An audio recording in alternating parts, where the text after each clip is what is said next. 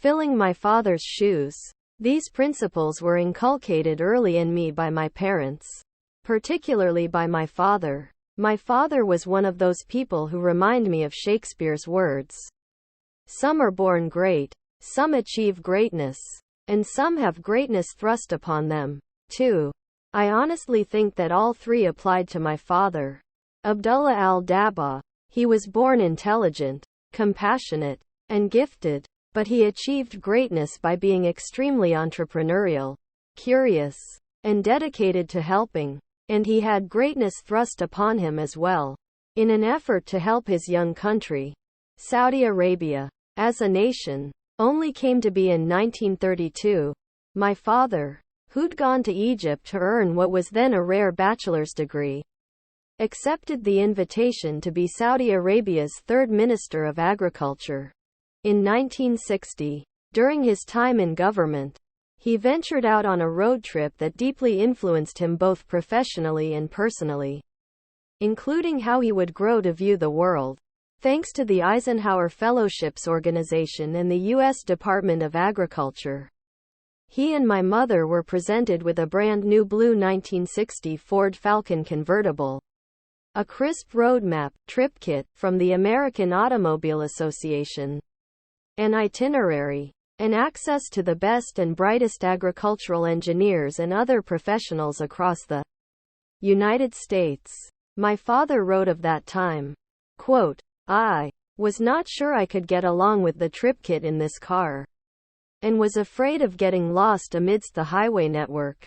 But as I drove along the proper highway for a while, I discovered how easy and pleasant it was to drive on such wonderful and clearly marked highways." The goal of the Eisenhower gift was to teach my father and other fellows from around the world best practices from the United States. In his case, best practices in agricultural engineering, since Saudi Arabia is one of the driest countries on the planet.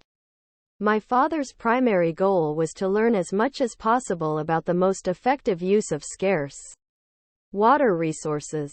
We traveled 10,270 miles along U.S. highways, freeways, and turnpikes.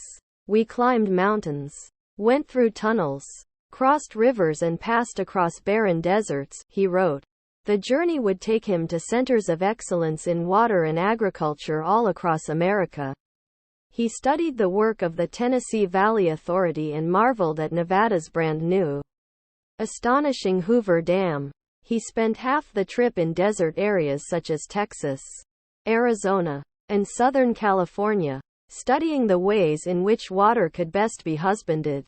He kept extensive records of his travels, and used the research he accumulated in 6 months to enhance the knowledge accrued through his agricultural engineering degree, which became the basis for the policies he would eventually advocate in Saudi Arabia. When he returned home, he used his newly acquired knowledge to establish policies that would ensure sustainable uses of existing water supplies. During his term as minister, he discouraged water-intensive agriculture. My father was passionate, not just about water and his family, but about many other important issues. Caring for the poor, for his young country, for the world. He was, in short, a magnificent humanitarian, and a wonderful father. He was my hero, my inspiration, and my guide. I admired him because he tried very hard every day to make a real difference for people. And he achieved great things without getting discouraged in the pursuit of his big, long-term goals. He focused his whole life on being a good person, a good citizen, a good Muslim. He was also passionate about education.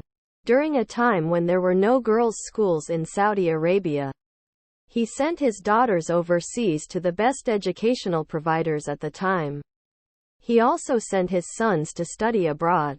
I was the exception.